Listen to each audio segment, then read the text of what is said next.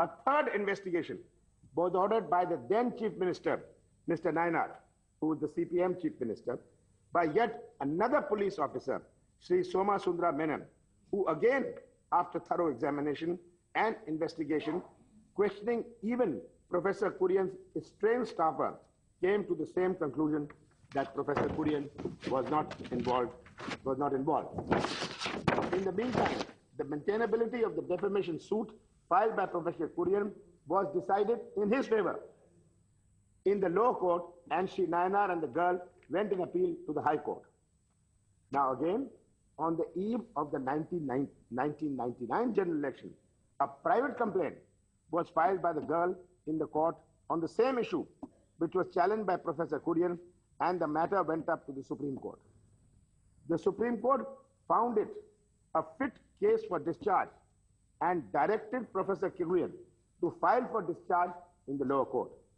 Accordingly, the discharge petition was filed, which was not allowed in the lower court, but the High Court, in its judgment in April 2007, containing 71 pages, the judgment was 71 pages, discharged him of all charges after considering all points raised by the complainant.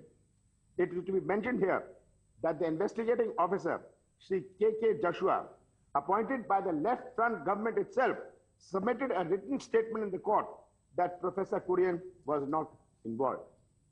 So now this is the most important thing. The High Court observed,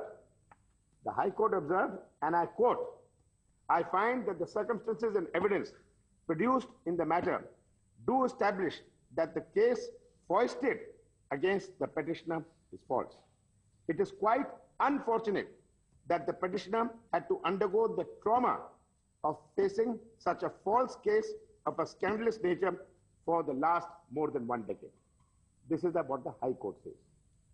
A perusal of the judgment will also show that the High Court decided the private complaint on its own merit, independent of the judgment in the suryanalli case, acquitting the accused persons. The left front government went in appeal, but the Supreme Court rejected it in November 2007, thus confirming the discharge. This decision of the Supreme Court has not been challenged so far by anyone. The left front government, which was in power then, did not even file a review petition.